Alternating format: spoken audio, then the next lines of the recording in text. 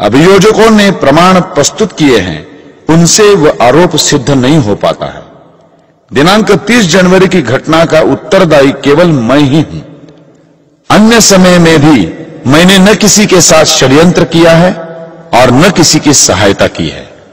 अतएव षड्यंत्र का आरोप मैं अस्वीकार करता हूं। बताना आवश्यक समझता हूं कि मैं दिल्ली क्यों और किस प्रकार आया। इस बात को तो मैं सदा बिना छिपाए कहता रहा हूं कि मैं गांधी जी के सिद्धांतों के विरोधी सिद्धांतों का प्रचार कर रहा हूं। मेरा यह पूर्ण विश्वास रहा है कि अहिंसा का अति प्रचार हिंदू जाति को अत्यंत निर्बल बना देगा। इसलिए मैंने निश्चय किया कि सार्वजनिक कार्य में लगूं और अपने जैसे विचारों के व्यक्तियों का संगठन करूं। गोडसे গান্ধীজিকে কেন মারল? গত 7 দশক ধরে এই একটা প্রশ্ন বারবার ফিরে এসেছে। হয়েছে বিস্তর লেখালেখি, বিতর্ক। কংগ্রেস, বাম, সেকুলার লিবারাল ক্যাম্প গোডসেকে এক আতঙ্কবাদী হিন্দু খুনি প্রমাণ করতে চেয়েছে। আর অস্বীকার করে লাভ নেই, এ কাজে তারা প্রায় পুরোটাই সফলও হয়েছে। কিন্তু রাইট টু ডিসেন্ট, ভিন্ন মতের অধিকারও তো সংবিধান স্বীকৃত একটা মৌলিক অধিকার। Political objectives and misguided motivations have always prevented us from having an honest discussion on this subject. পরিস্থিতিকে এমন জায়গায় এনে দাঁড় করানো হয়েছে যে নাথুরাম গোডসে সম্পর্কে কোনো আলোচনা করতে যাওয়া মানেই ধরে নেওয়া হবে তার গান্ধী হত্যাকে এন্ডোর্স বা অনুমোদন দেওয়া হচ্ছে, সেটা দেওয়া হবে কোনো তকমা। নিরপেক্ষ আলোচনা বা বিতর্ক আদৌ হয়েছে বা হয় কি? আজ চেষ্টা করব এই ওয়ান সাইডেড ন্যারেটিভের বাইরে গিয়ে আলোচনা করার, যদিও একটা এপিসোডেই পুরোটা সম্ভব হবে না।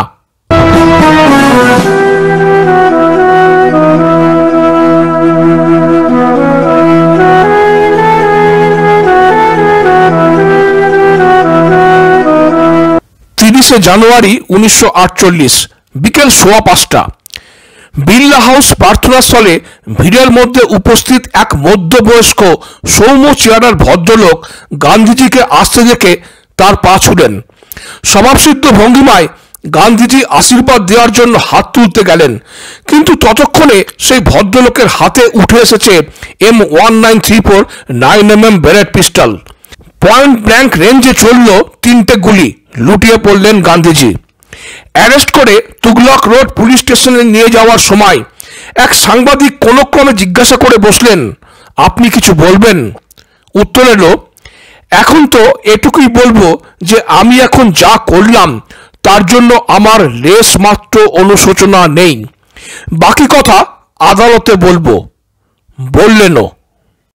संसार को पता लग जाए कि इस व्यक्ति ने अन्यायपूर्वक राष्ट्र के साथ छल करके भयानक रूप से देश के एक संप्रदाय का जो पक्ष लिया है उसका दंड भोगना पड़ा। मैंने इस समस्या का अंत इसी प्रकार करना चाहा, क्योंकि इसी से लाखों निर्दोष हिंदुओं का जीवन बच सकता था। गांधी जी की जो अहममयी प्रवृत्ति इस पवित्र भूमि के पुत्रों के लिए घातक सिद्ध हुई, उसके लिए भगवान उन्हें क्षमा करे। मेरी न किसी से कोई शत्रुता है, न किसी के प्रति कोई दुर्भावना। आप मेरी इस भावना को जिस प्रकार देखना चाहे देखें, और इस भावना के परिणाम स्वरूप मेरे किए हुए इस कार्य को देखकर जो दंड उचित समझे दें। इस विषय में कुछ कहने की मेरी इच्छा नहीं है। मैं किसी प्रकार की दया नहीं चाहता। मैं ये भी नहीं चाहता कि मेरी ओर से कोई दया की याचना करे। জাস্টিস জিডি খোসলা সেই মামলার বিচারপতি, যিনি পরে চিফ জাস্টিস অফ পাঞ্জাব হয়েছিলেন, তার বই দ্য মার্ডার অব দ্য মহাত্মাতে লিখছেন, সেদিন আত্মপক্ষ সমর্থনের জন্য গোডসের সেই বয়ান ছিল সব থেকে আকর্ষণীয়। বলছেন, আমার কোনো সন্দেহ নেই সেদিন যদি আদালতে উপস্থিত দর্শকদের জুরি বানানো হতো আর এই মামলায় রায় দিতে বলা হতো, তাহলে প্রায় সকলেই তাকে নট গিলটি, নির্দোষ আখ্যা দিত। সেই ঐতিহাসিক জবানবন্দি যাতে কোটি কোটি মানুষের মাঝে ছড়িয়ে না পড়ে, তাই বইয়ের আকারে ছাপানো সেই বয়ান নিষিদ্ধ করা হলো। তার ভাই গোপাল গোডসে লড়লেন দীর্ঘ আইনি লড়াই। অবশেষে 1989 6 আগস্ট আদালত এই ব্যান তুলে দেয়। সমগ্র পৃথিবীর ইতিহাসে যে কোনো সাড়া জাগানো ঘটনার পেছনে দেশ, কাল, পরিস্থিতি নির্ণায়কের ভূমিকা নেয়। আজ G20 সম্মেলনে ভারতের নেতৃত্ব, গ্লোবাল লিডার মোদিজিকে টিভির পর্দায় দেখতে দেখতে সেদিনের পরিস্থিতি বোঝাটা দুষ্কর হলেও চেষ্টাটা করতে হবে। দেশভাগ হয়েছে, তার আগে ঘটেছে নোয়াখালী থেকে 46-এর কলকাতা দাঙ্গা। ধর্মের ভিত্তিতে মুসলিমরা তাদের নিজেদের দেশ পাকিস্তান এক প্রকার ছিনিয়েই নিল। স্বাধীন ভারতে নতুন করে নিজের নীতি বানানো উচিত ছিল, কিন্তু গান্ধীজির চাপে বলবৎ রইল সেই তুষ্টিকরণ রাজনীতির। স্বাধীনতার 15 দিনের মধ্যেই দিল্লিতে হিন্দু আর শিখ শরণার্থীর প্লাবন, নিদারুণ অত্যাচারের জীবন্ত দলিল একজন। 9 সেপ্টেম্বর গান্ধী পৌঁছলেন দাঙ্গা বিধ্বস্ত দিল্লিতে। দিল্লির মুসলিমরা যারা এতদিন জিন্নার প্রবল সমর্থন করে এসেছে, তাদের তখন একমাত্র ভরসাস্থল গান্ধী, তাদের দেবদূত। বিড়লা হাউসে তখন সকাল থেকে সন্ধে পর্যন্ত গান্ধীজিকে ঘিরে থাকে ভিড়। শুনছেন হিন্দু ও শিখদের হাতে তাদের অত্যাচারের কথা। তার তখন মনে হয়েছে মারা যাচ্ছে শুধুমাত্র এক পক্ষের লোকই, যা ছিল সম্পূর্ণ ভুল। দিল্লিতে তখনও 33% সেই সম্প্রদায়ের লোক, 1/3 একতরফা সম্ভব।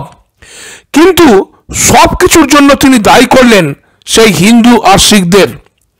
কারো মনে বিন্দুমাত্র সন্দেহ থাকলে ডমিনিক ল্যাপায়ার আর ল্যারি কলিন্সের ফ্রিডম অ্যাট মিডনাইটের 359 পাতা খুলে দেখে নেবেন।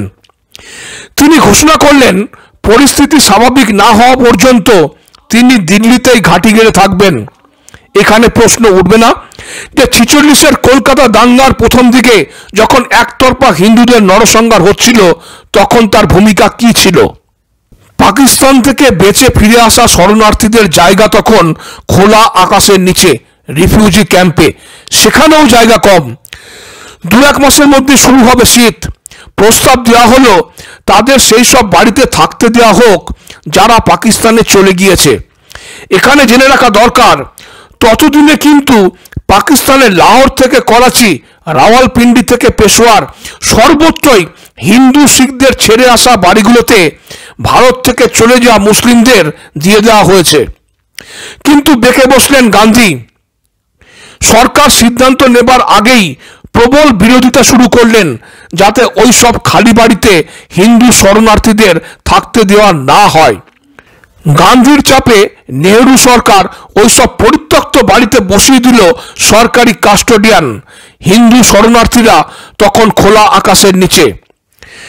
23 সেপ্টেম্বর শরণার্থীদের এক প্রতিনিধি দল সাক্ষাৎ করলেন গান্ধীর সাথে। বর্ণনা করলেন খোলা আকাশের নিচে তাদের দুরবস্থার কথা। সব শুনে তিনি সাদা চাদরে ঢাকা আরামদায়ক গদিতে বসে উপদেশ দেওয়া শুরু করলেন। আর সেই সন্ধ্যেতেই শরণার্থী ক্যাম্পে প্রার্থনা সভায় বললেন, নিচে ধরতি আর উপরে ভগবানের দেয়া সামিয়ানা তো রয়েছেই, এতেই সন্তুষ্ট থাকুন। আরও উপদেশ দিলেন পুলিশ ও সেনার সাহায্য ছাড়াই তারা যেন পাকিস্তানে ফেরত যাক। ভাবা যায় ওই সর্বশান্ত অত্যাচারিত মানুষগুলোকে আবার সেই হিংস্র নেকড়েদের কাছেই ফেরত যেতে বলছেন। রুষ্ট হলেন অনেকে, তাদের মধ্যে একজন নাথুরাम गोडसे। कांग्रेस जिन्ना की शरण में। अगले वर्ष ही कांग्रेस ने जिन्ना के सम्मुख आत्मसमर्पण कर दिया। पाकिस्तान मान लिया गया। जो कुछ उसके पश्चात हुआ वो सबको भली भांति ज्ञात है। गांधी जी फिर मुसलमानों का पक्ष लेते रहे। जो लाखों हिंदू लूटे पीटे नष्ट हुए, इस महात्मा ने उनके लिए एक शब्द भी न कहा। वह स्वयं को मानवता का सेवक कहता था, किंतु उसके लिए मानवता के एकमात्र प्रतीक मुसलमान थे। हिंदू उसकी मानवता के क्षेत्र में नहीं आते थे। इस विचित्र साधु वृत्ति को देखकर मुझे आघात पहुंचा। সম্প্রীতি রক্ষার নামে তুষ্টিকরণের সব সীমা পার হলো 12 সেপ্টেম্বর 1947-এ, যখন হিন্দু শরণার্থীদের কিংসওয়ে ক্যাম্পের প্রার্থনা সভায় গান্ধী কোরআন পাঠ শুরু করালেন। কিছু ভাবার আগেই বলে নিই, এই তথ্য রয়েছে প্যারেলাল নাইয়ারের বই মহাত্মা গান্ধী পূর্ণাহুতি 4th খণ্ডের 19 নম্বর পাতায়। কে এই প্যারেলাল নাইয়ার?